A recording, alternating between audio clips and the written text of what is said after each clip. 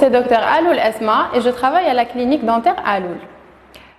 L'hygiène bucco-dentaire est l'ensemble des pratiques mises en place pour éliminer la plaque dentaire qui s'installe régulièrement et continuellement sur les dents, sur la surface de toutes les dents. Donc l'élimination de la plaque, elle se fait par les moyens mécaniques, c'est-à-dire par une brosse à dents et un fil dentaire, peut-être par un bain de bouche pour éliminer les restes des bactéries. Le brossage s'effectue avec une brosse à dents médium de la gencive vers la dent, c'est-à-dire du rouge vers le blanc toujours, en haut, ensuite en bas. Chaque arcade séparément, les faces occlusales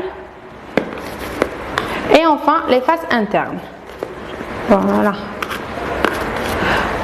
Il est important de se brosser les dents 3 fois par jour après chaque repas. Mais si on devrait choisir le brossage à ne jamais rater, c'est le brossage du soir avant de dormir. Quand je dis avant de dormir, c'est-à-dire quand on a fini de tout manger. On ne va pas se brosser les dents et grignoter du chocolat ensuite pour dormir. Il existe une très forte relation réciproque entre l'hygiène bucco-dentaire et la santé générale. En effet, les problèmes de santé dentaire vont se propager vers le reste des organes et donner des maladies comme des maladies du cœur, de l'estomac par exemple aussi. Quand on a des extractions multiples, là ça va affecter énormément la digestion. Ça peut aussi augmenter la glycémie chez un patient diabétique quand on a des inflammations de la gencive ou des infections dentaires.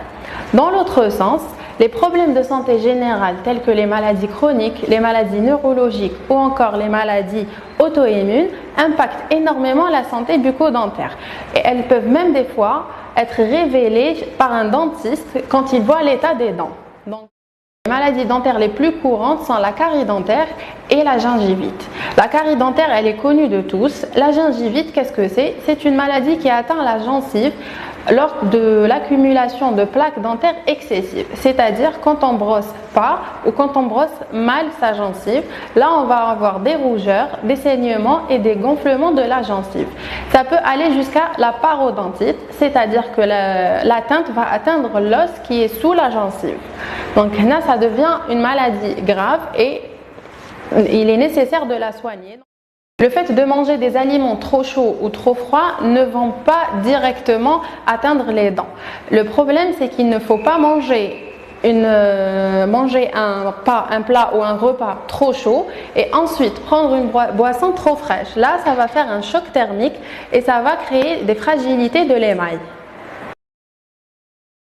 On peut se brosser les dents le plus normalement du monde, mais shiftar. Au contraire, il faut se brosser même si on n'a pas mangé. Parce que le fait de ne pas avoir de repas et de ne pas faire bouger la bouche et mâcher, ça donne une acidité, un risque encore plus grand de carie. Est-ce que visiter le dentiste, faire une consultation ou des soins, ftar? Alors non, c'est pas ftar. On peut aller chez le dentiste faire Ramadan, ma rahch yftarkom, ma rahch taawdouh. Et l'anesthésie non plus, l'anesthésie, ma rahch tfattar.